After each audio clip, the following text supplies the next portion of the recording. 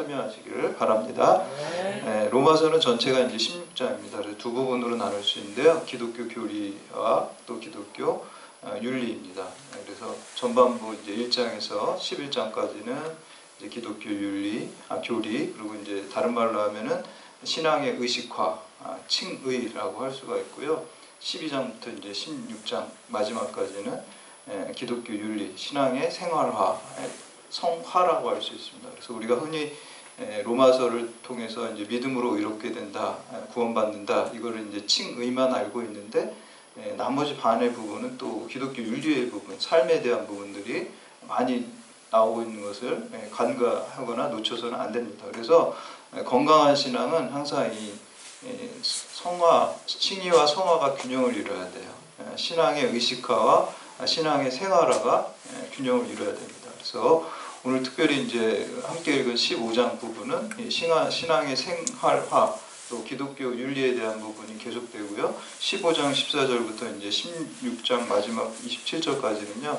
특히 이제 부록과 같은 부분이에요. 사도 바울의 선교관, 또 전도관, 또 개인적인 사정과 계획, 또 로마 교우들을 향한 문안 인사, 이런 것들이 이렇게 나오고 있습니다.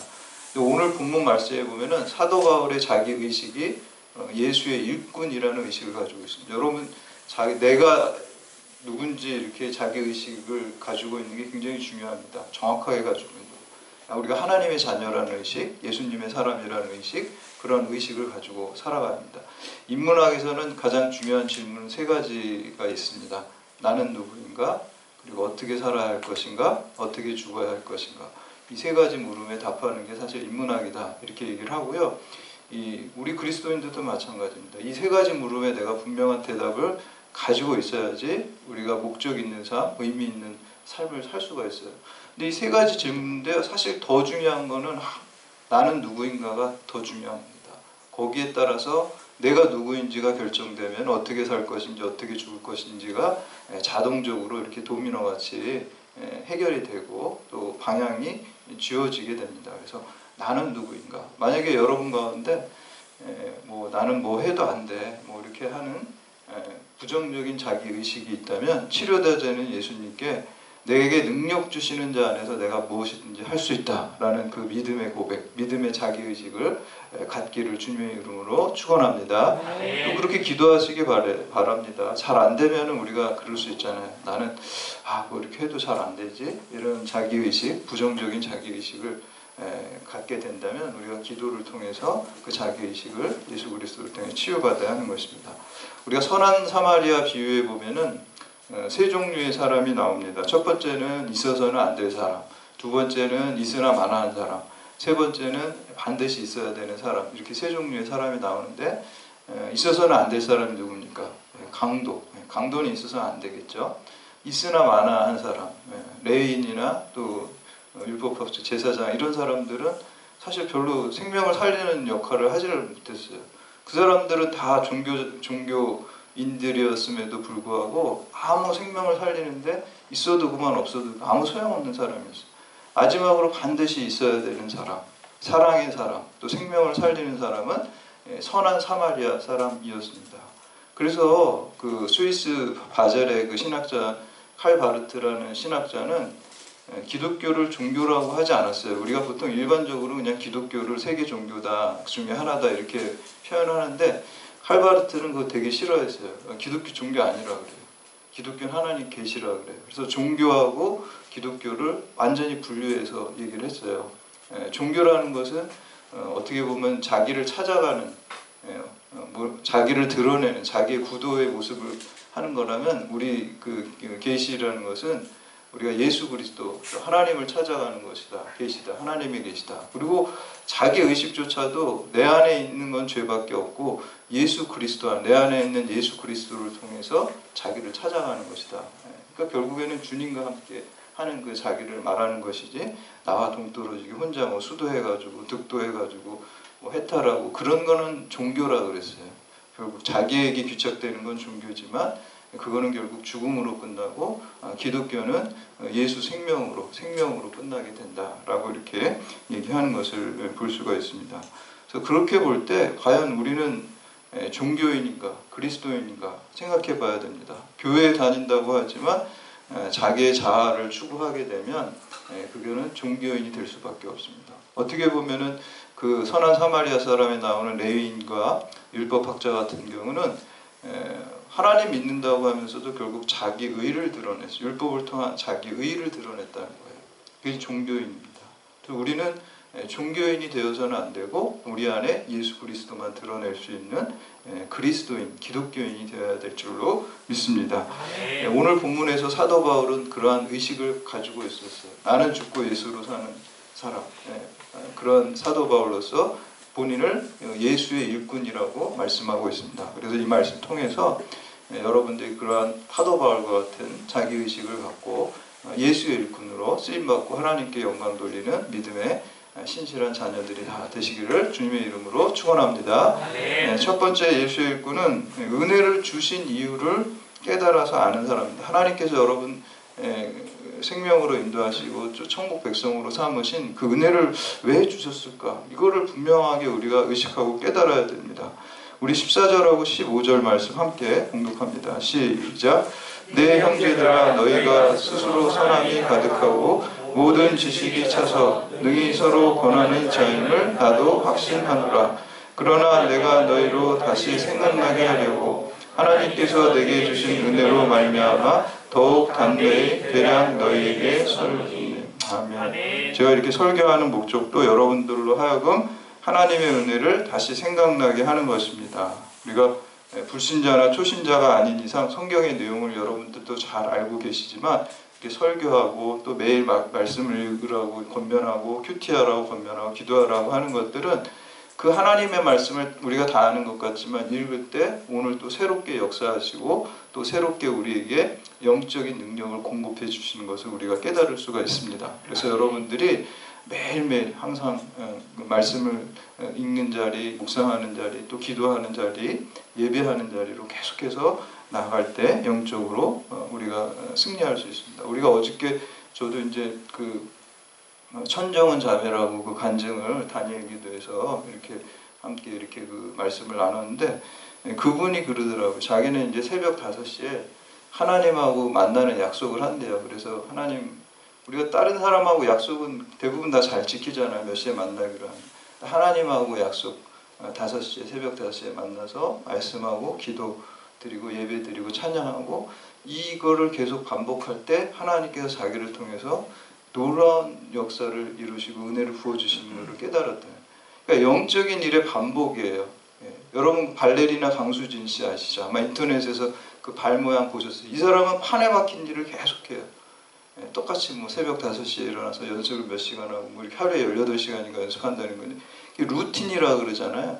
저는 영적인 루틴이 있어야 된다고 생각합니다. 그래서 여러분들이 영적인 루틴을 가지고 그 거룩한 일의 반복을 통해서 하나님께서 놀랍게 역사하실 줄 믿으시기를 바랍니다. 아멘. 세상의 일도 그런 반복과 루틴을 통해서 우리가 발전하고 또 그 분야의 전문가가 되는 것처럼 우리가 영적인 일도 우리가 말씀과 기도. 그래서 여러분 새벽 시간에 특히 내가 다른 어떤 신문이나 TV나 뭐 이런 거 읽기 전에 하나님 말씀을 먼저 읽어야 되겠다.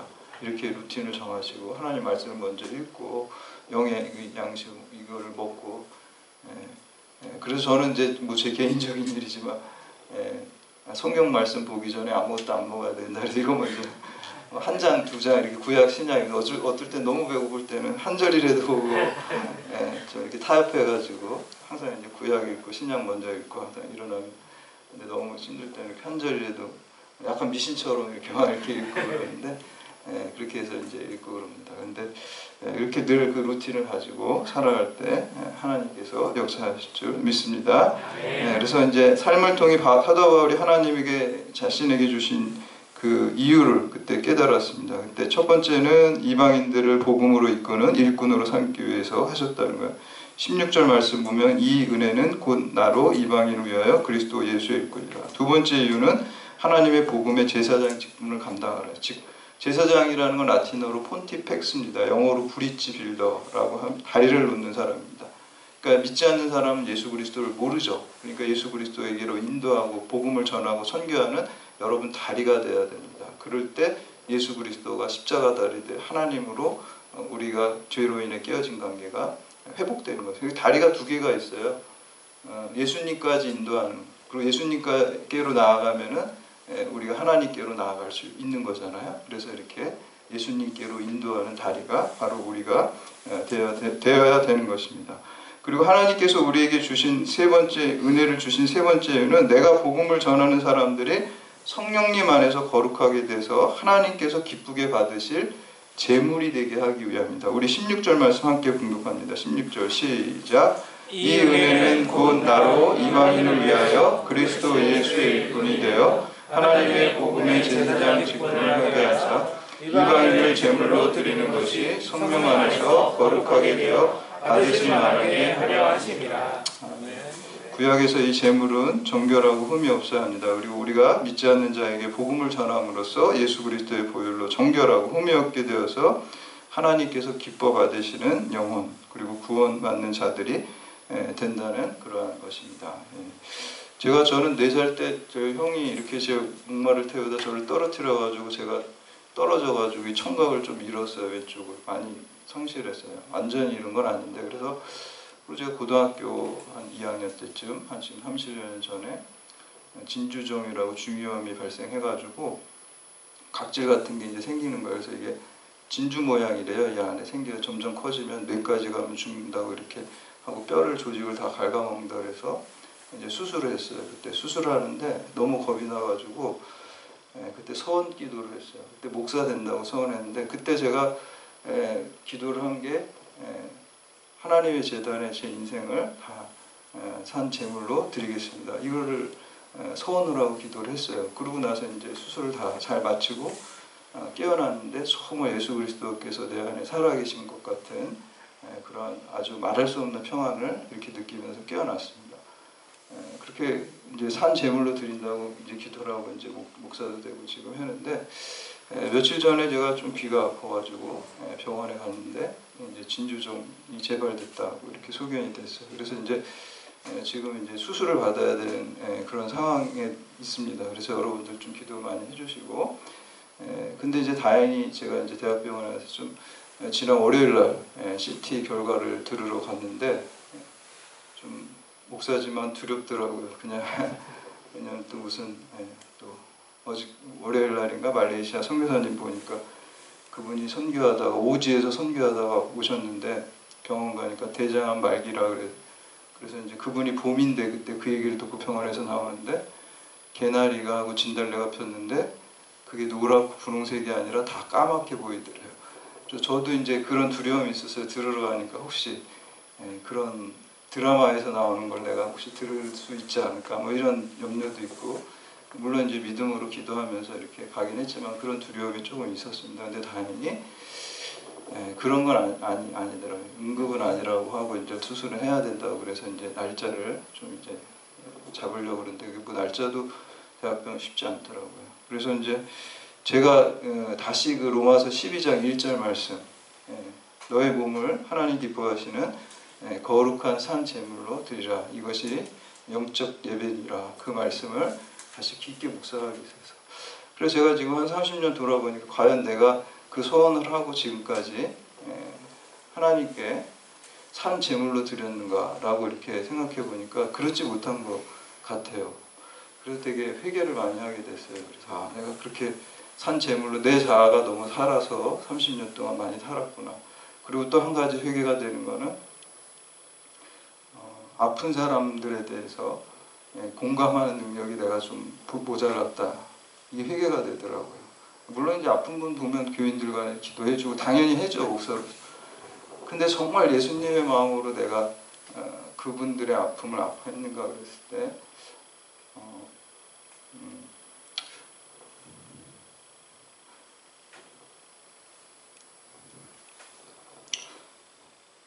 그게 이제 회개가 많이 되더라고요. 그래서 제가 하나님께서 이게 리셋 버튼처럼 여기를 이제 해준다라고 생각하고 간증을 제가 이제 다니엘 기도 이렇게 들으면서 그 말씀이 있더라고요.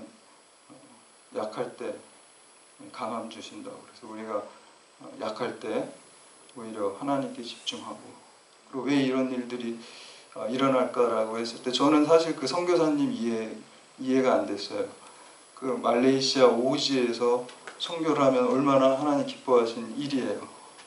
근데 대장암 말기 80cm 그 대장을 잘랐다 그러는데 어떻게 그런 일이 있지? 제 생각에 무슨 막 맨날 타락하고 죄 짓고 산 분이 아니라 오지에서 하나님 일을 하는 분한테 왜 하나님 그런 일을 주시지?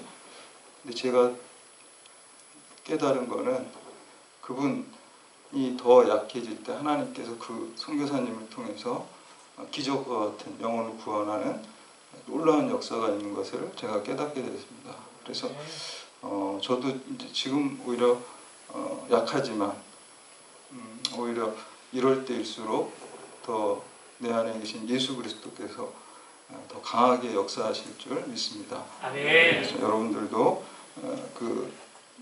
이러한 그 믿음을 가지고 성령으로 예수의 일꾼으로 사명 잘 감당하시기를 주님의 이름으로 축원합니다.